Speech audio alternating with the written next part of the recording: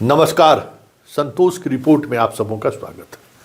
और आज हम संतोष की रिपोर्ट में बात भ्रष्टाचार के खिलाफ सरकार के उस कार्रवाई की करने जा रहे हैं जिस कार्रवाई के जद में शिक्षा विभाग, स्वास्थ्य विभाग और पुलिस डिपार्टमेंट में बड़े स्तर पर अधिकारियों की बर्खास्तगी की प्रक्रिया शुरू हो रही है। तमाम ऐसे अधिकारी जो ट्रैप में या फिर आय से अधिक संपत्ति मामले में पकड़े गए हैं, उनकी तो संपत्ति जब्त होगी ही होगी, साथ ही उनको सेवा से कैसे हटाया जाए या सेवा से कैसे बर्खास्त किया जाए, इसको लेकर भी प्रक्रिया शुरू हो गई है, जिस पर पुलिस मुख्यालय स्तर पर और गृह विभाग के स्तर पर बैठकों का सिलसिला लगातार चल रहा है। और उस बैठक में ये निर्णय भी ले लिया गया है कि जीरो टॉलरेंस दिखना चाहिए। ऐसे में मार्च तक इन लोगों ने लक्ष्य रखा है। बिहार में 3000 से अधिक अधिकारियों की बर्खास्तगी की खबर आ जाए तो कोई बड़ी बात नहीं होगी। लगभग 50 से अधिक अपराधियों की संपत्ति जब्त की सूचना आ जाए तो कोई बड़ी बात नहीं होगी, क्योंकि पूरा डिपार्टमेंट इसी काम पर लगा हुआ है। और कैसे जुडिशियरी से बेहतर समन्वय बनाकर इस कार्रवाई को अंजाम तक पहुंचाया जाए, इसको लेकर भी कह सकते हैं कि एक नोडल पदाधिकारी हर जिले में, नोडल पदाधिकारी जो पहले से प्रतिनियुक्त हैं, उनको कैसे फिर से एक बार उनमें पहले वाली कमिटमेंट आ जाए, या फिर जहां कहीं भी जो समस्याएं हैं उस समस्याओं का क्या निराकरण हो सकता है, इसको लेकर जल्द ही बृहद चर्चा होने वाली है।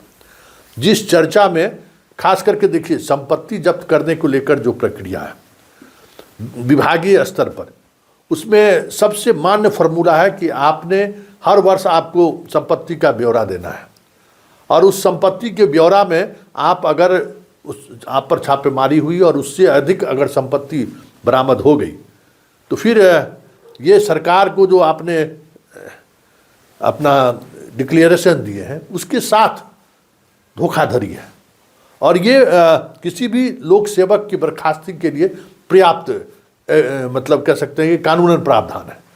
तो विभाग फिलहाल इसी कानूनन प्रावधान के तहत आगे बढ़ने पर सोच रही है कि जितने भी अधिकारी आय से अधिक संपत्ति मामले में पकड़े गए हैं, रेड हैंड पकड़े गए हैं, उस मामले में जो रिकवरी हुई है, ये सारे ऐसे जो अधिकारी हैं उनको उनका मतलब डिक्लेरेशन जो है, हर वर्ष उनको डिक्लेरेशन देना है कि कितने रुपये के पास हमारे पास एसेट है। जिन जिन के पास जो घोषित संपत्ति है उससे बहुत ज़्यादा जिनके पास से बरामद हुआ है, आप मान लीजिए कोई 10 लाख घोषित किया, 20 लाख मिल जाए तो वो नहीं, करोड़ में जिस जैसे मिले हैं उन लोगों को चिन्हित किया जा रहा है और उनकी सेवा समाप्ति की प्रक्रिया शुरू की जा रही है। देखिए, पुलिस डिपार्टमेंट में तो बहुत आसान है, पुलिस डिपार्टमेंट में त्वरित कार्रवाई भी हो जाती है और उनकी सेवा भी समाप्त हो जाती है। सिविल एडमिनिस्ट्रेशन में बहुत ही इसको लेकर परफॉर्मेंस बहुत ही लो लेवल पर है, जीरो लेवल पर आप कह सकते हैं कि बर्खास्तगी की प्रक्रिया पूर्ण करने में वर्षों लग जाता है।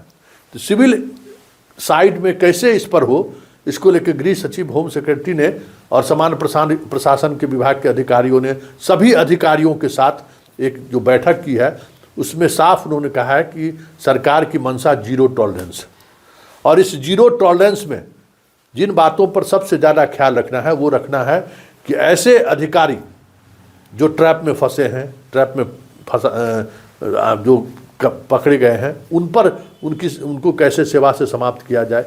साथ ही ऐसे अधिकारी जिनकी संपत्ति बहुत ज़्यादा अर्जित की है तो वो सारी प्रक्रिया शुरू की जाए। और ख़ास करके शराब माफिया, बालू माफिया, ये जिस तरीके के माफिया लोग हैं, अपराधी से जिन लोगों ने धन अर्जित किया है अपराध से, उन लोगों को भी चिन्हित किया जा रहा है। हालांकि अभी तक उस तरीके की कामयाबी नहीं मिली है जो पहले देखने को मिलता था। उसकी भी कई वजह है जिस पर पुलिस मुख्यालय, गृह विभाग और सामान्य प्रशासन विभाग मिलकर काम कर रही है, और जल्द ही इसके नतीजे भी सामने आएंगे। वैसे अन्य भ्रष्टाचारियों को भी चिन्हित किया जा रहा है और आने वाले समय में ट्रैप, साथ ही आय से अधिक संपत्ति मामले में कई तरह की एजेंसियां एक साथ बिहार में कार्रवाई करने का कमर कस रही है। मतलब संकेत यही है कि सरकार जो है सो मैसेज देना चाहती है कि भ्रष्टाचार को लेकर सरकार की मंशा जीरो टॉलरेंस है। और नई जो सरकार बनी है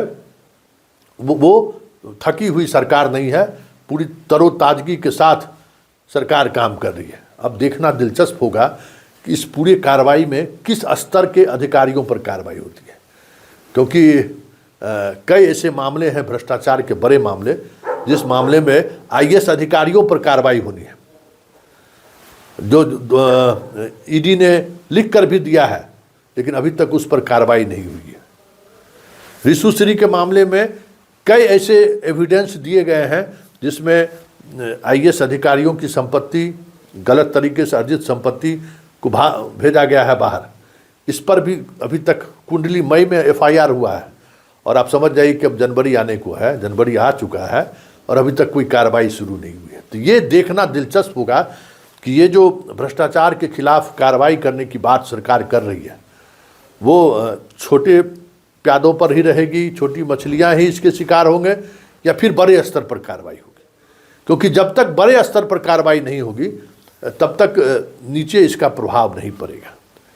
खैर, भ्रष्टाचार को लेकर सरकार का निर्णय अपने आप में एक बड़ी बात है और इस निर्णय के आलोक में आने वाले समय में बहुत सारी चीज़ें आपको देखने को मिले तो कोई बड़ी बात नहीं होगी। विजिलेंस को और मजबूत किया जा रहा है। हाल के दिनों में विजिलेंस के डीजी ने प्रेस कॉन्फ्रेंस भी किया है। इकोनॉमिक ऑफेंस में एक अलग विंग कर दिया गया। इकोनॉमिक जो है वो अलग, साइबर अलग, मतलब इकोनॉमिक ऑफेंस विंग के अलग एडीजी होंगे, साइबर के अलग होंगे। मतलब साइबर वाले आप पहले दोनों एक ही देखते थे। तो मतलब सरकार की मंशा साफ है कि भ्रष्टाचार को लेकर अब नज़रिया जो एक ठहराव का दिख रहा था उसमें तेजी आए। अब देखिए कितना वक्त लगता है, लेकिन एक बात तो तय है, पूरा प्रदेश भ्रष्टाचार को लेकर त्रस्त है।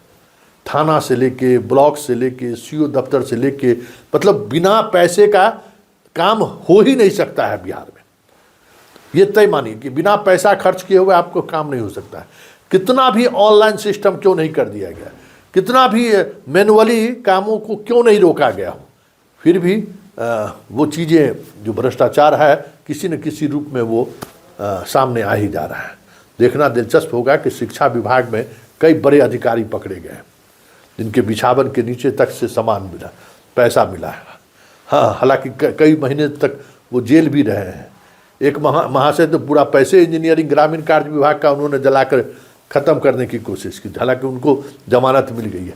सब ऐसे मामले हैं जिन मामलों पर समीक्षा हो रही है और आने वाले दिनों में सरकार एक बड़े स्तर पर ये मैसेज देना चाहती है कि हम भ्रष्टाचार के खिलाफ जीरो टॉलरेंस का जो मेरा मिशन था, उस मिशन के तहत आने वाले समय में देखा एक लगे कि हाँ, भ्रष्टाचारियों के खिलाफ क्या कार्रवाई हुई है, स्कूल खुल रहा है, पहले से संपत्ति जब्त हो रही है, ये सारी चीज़ें आने वाले समय में आपको देखने को मिले तो कोई बड़ी बात नहीं।